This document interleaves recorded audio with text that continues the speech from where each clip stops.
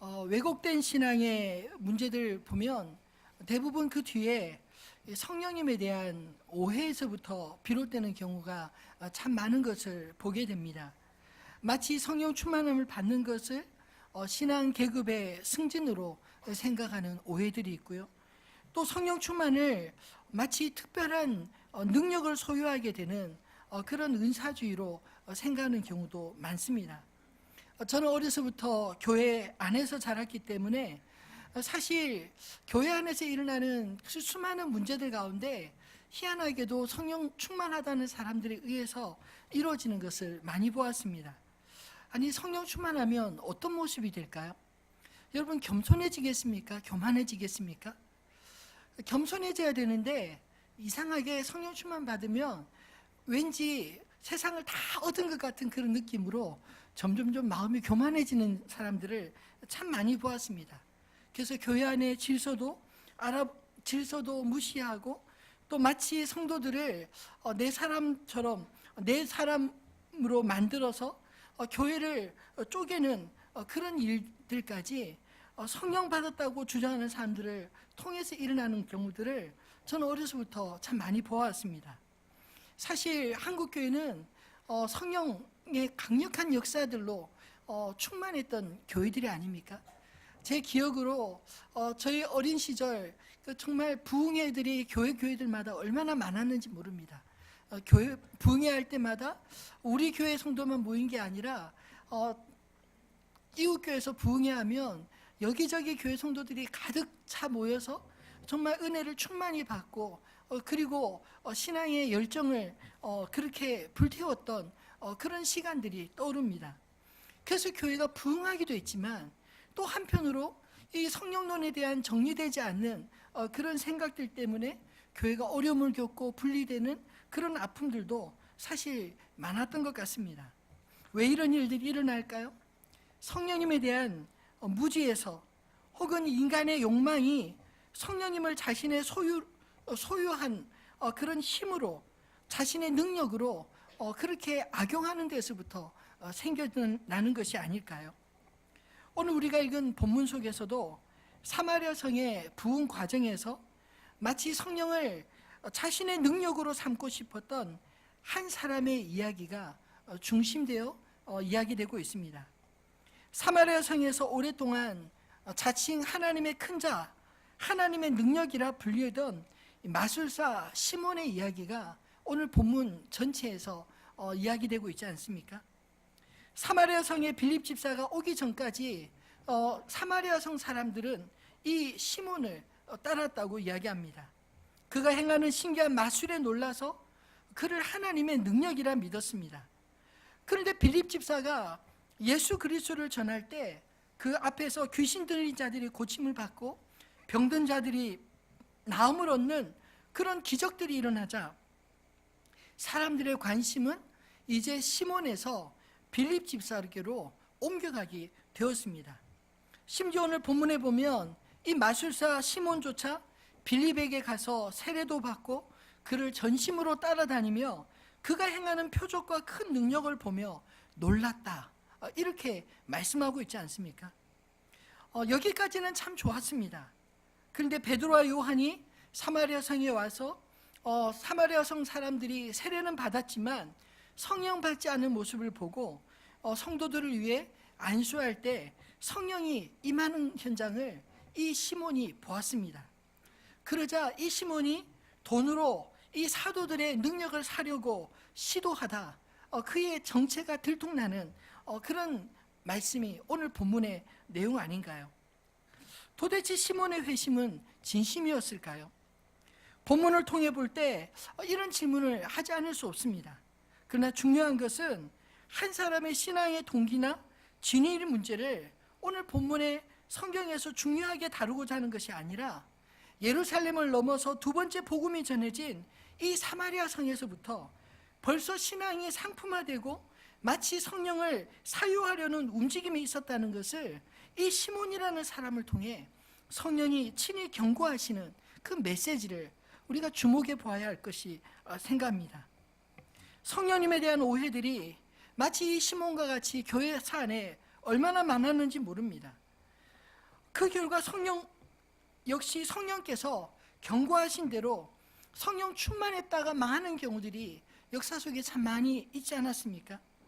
수많은 성령을 빙자한 은사자들이 한때 유행처럼 일어났다가 도덕성 문제로, 재정 문제로, 혹은 또는 여러 사건들에 연루되어서 망하거나 이단이 되어 다른 길로 가버리는 그런 경우들이 한국 교회 안에서도 참 많이 있지 않았습니까? 저는 오늘 말씀을 통해서 우리 안에 성령님에 대한 오해가 벗겨지고 성령 하나님을 바르게 이해할 수 있는 바른 믿음 갖게 되기를 소망합니다. 그렇다면 오늘 시몬과 같이 성령님을 오해하는 이유가 무엇일까요? 먼저 성령님에 대한 바른 이해가 부족한 것 아니겠습니까? 여러분, 성령님 어떤 분이신가요? 첫 번째로 성령님은 우리가 소유할 수 있는 어떤 능력이 아니라 인격적인 하나님이십니다. 사도행전 1장 8절 말씀을 우리는 잘 이해해야 합니다. 오직 성령이 너에게 임하시면 너희가 권능을 받고 예루살렘과 온 유대와 사마리아 땅끝까지 이르러 내 증인이 되리라 하시니라. 여러분, 성령님이 권능이 아니라 성령님이 임하실 때 그 복음을 전하게 하기 위해서 권능이 임하게 될 것이다, 이렇게 말씀하고 있습니다. 이 권능은 어디에 쓰라고 주시나요? 예루살렘과 온 유대와 사마리아 땅끝까지 이르러 내 증인이 되라. 예수님의 증인이 되도록 성령님이 임하실 때 그런 능력을 입게 된다는 말씀입니다. 여러분, 성령님은 인격적인 분이십니다. 로마서 8장 26절로 27절 말씀은 성령의 인격성에 대해 이렇게 말씀합니다. 우리 같이 한번 읽어볼까요? 이와 같이 성령도 우리 연약함을 도우시나니 우리는 마땅히 기도할 바를 알지 못하나 오직 성령이 말할 수 없는 탄식으로 우리를 위하여 친히 간구하시느니라. 마음을 살피시는 이가 성령의 생각을 아시나니 이는 성령이 하나님의 뜻대로 성도를 위하여 간구하심이니. 아멘. 성령 하나님은 우리가 하나님의 뜻대로 기도할 수 있도록 마음으로 인도하시기도 하고, 우리가 마땅히 기도할 수 없을 때는 우리를 위해 친히 중보해 주신다, 그렇게 말씀하고 있습니다. 오늘 본문 속에서 시몬이 오해한 것은 성령님을 마치 자신이 마술할 때 사용하는 그런 비법과 같이 자신이 컨트롤할 수 있는 하나님의 능력, 이렇게 생각한 것 아닐까요? 시몬이 빌립에게 세례를 받고 빌립을 전심으로 따라다닌 이유도 아마 자기 능력보다 훨씬 더 큰 능력을 행한다 생각해서 빌립에게서 그 비법을 어깨너머로 배우고자 그렇게 따라갔던 것 아니었을까요? 마치 마술이라는 것이 사람 눈을 속이는 어떤 비법인 것처럼, 마술을 배우는 것처럼 뭔가 이 빌립에게서도 그에게 나타나는 그 능력에 비법이 있겠지, 이렇게 생각하고 기대했던 것 같습니다. 근데 예루살렘에서 사도 베드로와 요한이 사마리아에 와서는 세례는 받았지만 성령 받지 못했던 성도들을 위해 안수할 때 성령이 임하는 것을 보았습니다. 아마 그가 평소에 보지 못했던 희한한 일들, 오순절에 성령이 임하셨던 같은 그런 능력들이 나타나자 비로소 이 사람이 이제 비법을 찾았다 생각했던 것 같습니다.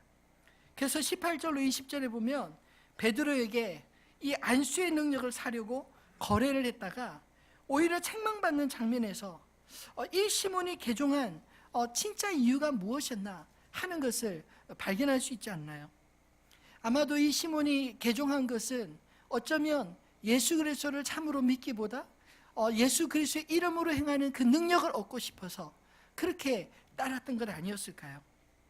오늘 말씀에서 이토록 시몬의 이야기를 자세하게 성경이 다루는 이유가 무엇입니까? 시몬과 같이 신앙과 성령이 자신의 능력으로 착각하고 욕망의 도구로 사용하는 그 어떤 시도에 대해서도 성경이 단호하게 경고하는 그런 말씀이 오늘 이 말씀 아닐까요? 한국 교회 안에서도 이런 일들이 얼마나 많이 있었는지 모릅니다. 예전에 제가 어렸을 때도 교회 성도님 가운데 한 분이 아주 점잖으시고 조용하신 여자 집사님이셨습니다. 근데 이분이 영적으로 좀 그 열등감이 있었던 것 같아요. 그래서 다른 성도님들이 이렇게 방언하며 이렇게 오랫동안 기도하는 것을 보고 부러우셨는지 어떤 집회에 그 방언을 가르치는 그런 부흥회가 있다고 거기를 목사님께 상의도 안 하고 몰래 갔습니다. 근데 그곳에서 방언을 받아왔는데 성령 방언을 받은 게 아니라 귀신 방언을 받아온 겁니다. 그래서 혼자 기도하는데 막 귀신을 끌어당기는 그런 기도를 하는 것을 보았습니다. 나중에 정말 이 사람이 귀신이 충만하는데 얼마나 힘이 세고 얼마나 이 조용하고 겸손했던 분이 사납고 무서워지는지 정말 교회가 감당하기 어려울 그런 일들을 만났었습니다. 여러분, 방언이 흉내낸다고 될 수 있는 것입니까? 여러분, 성령의 은사를 내가 받고 싶다고 골라서 받을 수 있는 것인가요? 그렇지 않습니다. 성령님은 인격적인 분이시지 우리가 원하는 어떤 능력을 주고 받을 수 있는 그런 존재가 아니라는 것입니다. 저도 어렸을 적 성령 받고 싶었습니다. 왜냐하면 전 모태신앙이라 그런 체험의 신앙이 너무 갈급해서 하나님, 내 친구처럼 나도 한번 방언하게 해주십시오 이렇게 기도한 적이 있었는데 안 주시더라고요. 얼마나 삐졌는지 모릅니다. 하나님, 누구는 주고 예수 믿은 지 얼마 되지도 않은 친구는 주고 나는 그래도 뼈대 있는 신앙의 집안에 자랐는데 왜 나는 안 주십니까? 너무 서운해서 하나님 앞에 울면서 밤에 기도한 적도 있었습니다. 근데 안 주시더라고요. 왜 그런가 곰곰이 생각하니까 나중에서야 제가 철들고 깨달았습니다. 그 친구는 하나님이 그렇게 만나주지 않았다면 예수를 만날 수 없었던 친구였는데 저는 그런 방식 아니어도 이미 내 안에 예수를 믿는 믿음이 있었기 때문에 내가 교만해질까 봐 안 주신 것 같았어요. 자랑하고 다닐까 봐. 왜냐하면 저는 그런 거 받으면 자랑하고 다닐 것 같아요. 그런데 나중에 하나님께서 그 말씀을 통해서 하나하나 깨닫게 해주시고 그 성령님의 역사, 내 안에 성령님이 어떻게 일하시는지를 배우고 난 이후부터는 더 이상 그런 외적인 현상에 대해서 목말라지 않게 되었습니다. 여러분, 치유사역, 예언사역이 순수하게 교회와 성도를 위해 사용되는 경우도 많았지만 그런 은사자들을 추종하는 사람들에 의해서 은사자들이 점점 교만해지고 오히려 교회를 어지럽히는 그런 경우들이 여러분 비일비재했던 것 경험해 오지 않으셨나요? 심지어는 성령의 능력을 개인의 불을 축적하는 수단으로 그렇게 사용하는 기막힌 일들도 한국 교회사 안에 비일비재해 왔습니다. 이 모두가 시몬이 성령 받게 하는 능력을 돈으로 사려고 했던 그 발상과 다르지 않지 않습니까? 여러분, 성령이 임하시면 어떤 일들이 일어날까요? 갈라디아서 4장 6절 말씀은 성령을 그의 아들의 영이라고 말씀하고 있습니다. 한번 같이 읽어볼까요? 너희가 아들이므로 하나님이 그 아들의 영을 우리 마음 가운데 보내사 아빠 아버지라 부르게 하셨느니라. 아멘. 여러분, 성령 받으셨습니까? 어떻게 알 수 있죠? 만약 그렇게 누군가 물어본다면 내가 하나님을 아버지라고 부르는데 아무런 거리낌도 없고 그렇게 부를 때 마음에 깊은 울림이 있다면, 그렇게 믿어진다면 여러분 안에 이미 성령님이 거하신 줄 믿으시기를 바랍니다. 왜냐하면 제 말이 아니라 성경의 말씀이기 때문입니다. 우리가 하나님을 아빠라고 부를 수 있는 거, 이게 우연히 되는 일이라고 생각하십니까? 내 생각으로 되는 것입니까? 제가 전도해 보니까 우리는 그렇게 자연스러운데 믿지 않는 사람에게는 이게 너무나 이상하고 자연스럽지 않은 일이에요. 제가 예전에 한 친구에게 전도했다가 이런 희한한 질문을 받았습니다. 다 복음을 듣고 난 다음에 저에게 질문이 하나 있대요. 그래서 무슨 질문이냐니까 한 집안에 3대가 사는데 할아버지, 아버지, 아들이 산다고. 그런데 그 세 사람이 다 예수를 믿는데 할아버지도 하나님을 아버지라고 부르고 아버지도 하나님을 아버지라고 부르고 손주도 하나님을 아버지라고 부르면 도대체 이 3부자와 하나님은 촌수가 어떻게 되냐고 저한테 그런 질문을 하는데 제가 충격을 받았습니다. 왜냐하면 저는 그런 생각 한 번도 해본 적이 없었는데, 저희 할아버지도 하나님을 아버지라고 부르셨고, 저희 아버지도 하나님을 아버지라고 불렀고, 저도 하나님을 아버지라고 부르는데 전혀 거리낌이 없었는데, 그 친구에게는 그게 너무나 이상하게 느껴졌던 겁니다. 제가 그 이야기를 들으면서 깨닫게 된 게, 이 일이 우연히 되는 게 아니구나.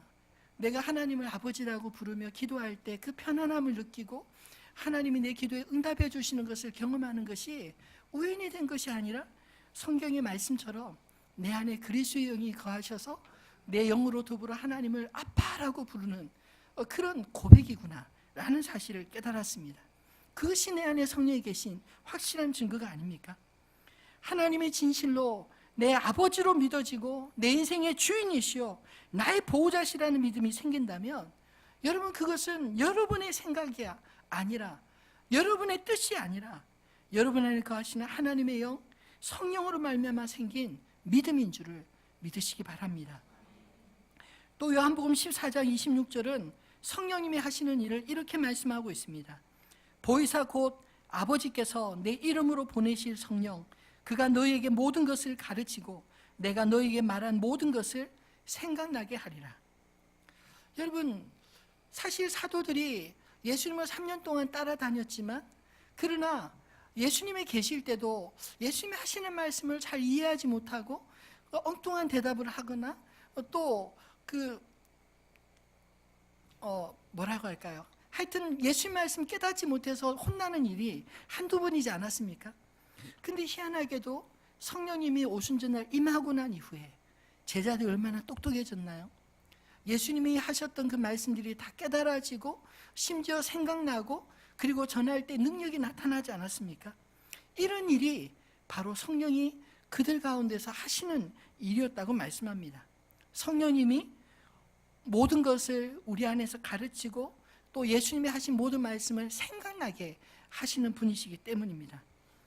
요한복음 16장 7절로 14절 말씀을 보면 보혜사 성령님이 임하실 때 우리 개인과 또 이 땅에 어떤 일들이 일어나는지 말씀하고 있습니다. 한번 같이 읽어볼까요? 그러나 내가 너희에게 실상을 말하노니 내가 떠나가는 것이 너희에게 유익이라. 내가 떠나가지 아니하면 보혜사가 너희에게 오시지 아니할 것이요 가면 내가 그를 너희에게로 보내리니 그가 와서 죄에 대하여 의에 대하여 심판에 대하여 세상을 책망하리라. 죄에 대하여라 함은 그들이 나를 믿지 아니하며 의에 대하여라 함은 가니 너희가 다시 나를 보지 못하며 심판에 대하여라 함은 이 세상 임금이 심판을 받았음이라. 내가 아직도 너희에게 이를 것이 많으나 지금은 너희가 감당하지 못하리라. 그러나 진리의 성령이 오시면 그가 너희를 모든 진리 가운데 그가 스스로 말하지 않고 오직 들은 것을 말하며 장래일을 너에게 알리시리라. 그가 내 영광을 나타내리니 내 것을 가지고 너에게 알리시겠습니다. 아멘. 우리 안에 성령이 임하실 때 우리 안에 진정한 회개의 역사가 일어나도록 우리의 죄를 밝혀 깨닫게 하시고 또 세상의 죄악을 보여주시고 우리로 모든 진리 가운데 인도하시며 장래일을 깨닫게 하신다 말씀하지 않습니까? 그리고 성령의 충만함을 경험할 때 우리가 교만해지는 것이 아니라 하나님의 영광이 우리를 통해 드러나게 될 줄 믿으시기 바랍니다. 그리고 우리가 잘 아는 대로 사도행전 2장 17절 말씀은 말세에 부어질 성령님이 임하실 때 모든 시대에 동일하게 임하게 될 것이며 하나님이 행하실 일들을 깨닫게 될 것을 이렇게 말씀하십니다.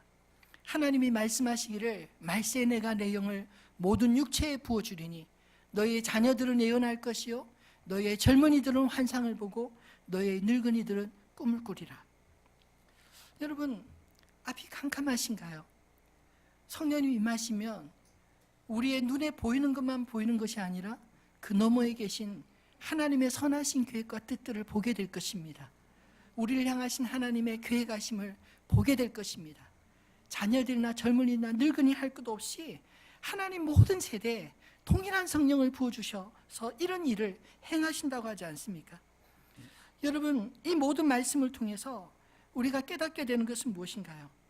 우리 안에 성령님이 임하실 때 우리 안에 죄를 회개하고 하나님 아버지를 향한 믿음이 생기고 우리 안에 하나님의 뜻이 깨달아지며 믿음의 역사가 우리를 통해 드러난다고 말씀하지 않나요? 이런 성령의 인격적인 역사들이 저와 여러분의 삶에도 분명히 드러날 수 있게 되기를 주님의 이름으로 축원합니다. 두 번째로 오늘 본문을 가만히 묵상하다 보면 성령님이 어떤 분으로 느껴지시나요? 저는 말씀 가운데 질서의 하나님을 발견하게 되었습니다. 오늘 본문을 묵상하면서 사실 어려웠던 점은 예수의 이름으로 빌립에 의해서 세례를 받았던 사마리아 성도들이 성령을 받지 못했다라는 것입니다. 이것을 어떻게 이해해야 할까요? 물론 물 세례와 성령 세례를 우리는 구분하고 있습니다. 우리가 지난주에도 세례식을 가졌는데 현대의 물 세례는 예수 그리스도를 믿는 자들의 믿음을 먼저 확인하고 그들에게 공동체 안에서 세례를 베풀므로 공동체 일원으로 받아들이는 그런 의식입니다. 물 세례가 먼저일까요? 성령 세례가 먼저일까요? 사실 따지기가 어렵습니다. 성령 세례를 먼저 받고, 즉 예수님이 내 안에 성령님이 임하셔서 내 안에 예수님이 믿어지고 그 믿음을 고백했을 때 공동체 안에서 세례를 베풀므로 이 사람도 이제 우리와 동일한 믿음의 가족, 형제가 되었습니다 라고 고백할 때 성령 세례가 먼저입니다. 물 세례는 그 이후에 확증시켜주는 것입니다. 근데 가만히 생각하면 저같이 모태신앙인 친구들은요, 세례를 중학교 2학년 이때 받지 않습니까? 2학년, 3학년 때. 그래서 어렸을 때 신앙생활을 습관적으로 해왔는데 내 안에 성령님이 계신지 아니신지도 잘 모르는데 그냥 때가 되니까 받습니다. 나중에 영적으로 철이 들고 나면 성령님이 임하시고 성령님이 내 안에서 일하신다는 걸 느낄 때가 있습니다. 그때는 뭐가 먼저죠? 어쩌면 물 세례를 먼저 받고 또 성령 세례를 나중에 확증으로 내가 너희와 함께 너를 사랑하고 너를 떠나지 아니하고 내가 너와 함께 있었다, 이 사실을 다시금 깨닫게 해주시는 때가 있지 않나요? 저 같은 경우는 그렇게 하나님을 만난 것 같습니다. 여러분, 사실 성령 세례가 먼저냐 물 세례가 먼저냐, 이것을 오늘 본문이 말하고자 하는 것일까요? 그리고 빌립의 능력이 부족하고 베드로와 요한의 능력이 더 크기 때문에 하나님께서 베드로와 요한을 통해서 이 성령 세례를 베푸셨다, 이것을 강조하기 위한 말씀일까요? 누구의 능력이 있어서 그 능력이 전달된다, 이런 뜻이겠습니까? 저는 말씀 묵상하면서 결코 그렇지 않다고 믿습니다. 왜 사마리아 사람들이 세례를 받고도 성령을 받지 못했을까요? 곰곰이 묵상해 보니 앞에 말씀에 보면 그들이 시몬의 마술에 놀라 따르던 것처럼 빌립 집사를 통해 나타나는 이적에 놀라 그를 따랐던 것 아닐까요? 사실 대상만 다를 뿐이지 그들이 믿는 방식은 바뀐 것이 없습니다. 예수님의 기적의 현장에도 언제나 어김없이 수많은 군중들이 따르지 않았습니까? 예수님의 제자들에 의해서 세례를 받은 사람들도 그 당시에 많았습니다. 그러나 예수님은 언제나 무리와 제자들을 구분하셨고 군중들의 지지에 자신을 맡기지 않았습니다. 왜일까요? 군중심리라는 것, 여러분 팬 아시죠? 팬심은 언제든지 바뀔 수 있다는 거. 내가 좋아하는 사람이 있어도 또 다른 새로운 능력자, 히어로가 나타나면 그에게로 마음이 돌아서는 것 순식간이지 않나요? 마치 시몬을 따르던 사람이 빌립을 따르는 것과 같은 그런 현상 말입니다. 그들의 마음이 아직 성령을 모실 준비가 되지 않았기 때문에 성령이 임하지 않은 것은 아니었을까요? 하나님은 빌립의 전도로 예수를 믿게 된 사마리아 성도들이 사도들이 와서 안수할 때까지 성령을 보내지 않으셨습니다. 어떤 의미에서는 기다리게 하셨다라는 표현이 맞지 않을까요? 왜냐하면 저는 성령께서 친히 교회의 질서를 세우기 위해 그렇게 하셨으리라 믿습니다. 사도들이 안수할 때 성령을 받게 하심으로 사마리아 성도들도 한 성령 안에서 한 교회로 부름받게 하시는 성령님의 특별한 뜻이라 믿습니다. 비록 빌립 집사에 의해 복음을 듣고 세례를 받아 예수를 따르게 되었다 할지라도 여러분, 사도들의 안수로 성령을 받게 하셨다는 것은 그들 역시 예루살렘으로부터 시작된 하나님의 나라 운동의 일원으로 동일한 교회의 성도다, 이 사실을 성령께서 확증시키기 위해 하신 것 아닐까요? 예를 들어서 이와 비슷한 일들이 사도행전에 보면 참 많이 있습니다. 이방인 고넬료에게 성령께서 이 베드로를 보내고 그를 통해서 이방인이 구원받는 것을 보게 하시는 것, 또는 안디옥에 이방인들이 들어온 것을 이 바나바를 통해서 확증하고 그리고 견고하게 세우는 것, 이 모든 것들은 한 성령 안에서 하나님의 교회를 하나로 모으시고 하나로 이끌어 가시는 하나님의 섭리의 손길 아니겠습니까? 여러분, 이 사마리아 교회가 빌립에 의해서 성령 충만함을 받고 그리고 교회가 세워졌다고 하더라도, 만약 그들이 예루살렘 교회를 알지 못하고 사도들의 가르침을 받지 못한다면 여러분, 교회가 마치 둘, 셋 늘어날수록 분리되고 달라지고 그렇게 되지 않을까요? 성령께서 초대교회를 하나로 모으시고 한 성령 안에서 하나님의 거룩한 역사를 함께 이루어갈 수 있도록 그렇게 사도들을 통해 성령을 부어주셨다고 믿습니다. 여러분, 성령 충만 받아보셨나요? 어떤 느낌이 드셨습니까? 성령 충만할 때, 우리가 성령의 강력한 임재를 경험할 때 세상을 다 얻은 것 같은 그런 기쁨이 충만하지 않습니까? 영적 부요함 같은 것들을 느끼지 않나요? 먹지 않아도 배고프지 않고 내일만이 성령의 능력으로 방언도 하고 하나님의 음성도 듣고 예언도 하게 되면 자칫 영적으로 내가 굉장히 성숙한 것 같은 그런 생각이 들 때 있지 않습니까? 여러분, 이럴 때 조심해야 합니다. 왜냐하면 그런 현상이 나만 경험한 것이 아닌데 마치 나만 경험한 것처럼 사람들 앞에서 자랑하게 되고 자신에게 주신 은사로 다른 사람들을 평가하려고 하는 유혹들이 우리 안에 불쑥불쑥 일어날 수 있기 때문입니다. 실제로 고린도 교회의 혼란에도 잘못된 성령론이 문제가 되었습니다. 성령 충만을 은사로 규정했던 사람들이 자신이 받은 은사를 더 크게 생각해서 누가 더 크냐 다툼이 일어났을 때 사도 바울은 고린도전서 12장 3절로 12절에 교회론을 설명하면서 성령의 역할을 이렇게 표현하고 있습니다. 한번 같이 읽어볼까요? 고린도전서 12장 3절부터 12절입니다. 그러므로 내가 너에게 알리노니 하나님의 영으로 말하는 자는 누구든지 예수를 저주할 자라 하지 아니하고 또 성령으로 아니하고는 누구든지 예수를 주시라 할 수 없느니라. 은사는 여러 가지나 성령은 같고 직분은 여러 가지나 주는 같으며 또 사역은 여러 가지나 모든 것을 모든 사람 가운데 이루시는 하나님은 같으니 각 사람에게 성령을 나타내심은 유익하게 하려 하심이라. 어떤 사람에게는 성령으로 말미암아 지혜의 말씀을, 어떤 사람에게는 같은 성령을 따라 지식의 말씀을, 다른 사람에게는 같은 성령으로 믿음을, 어떤 사람에게는 한 성령으로 병 고치는 은사를, 어떤 사람에게는 능력 행함을, 어떤 사람에게는 예언함을, 어떤 사람에게는 영들 분별함을, 다른 사람에게는 각종 방언 말함을, 어떤 사람에게는 방언들 통용함을 주시나니 이 모든 일은 같은 성령이 행하사 그의 뜻대로 각 사람에게 나누어 주시는 것이니라.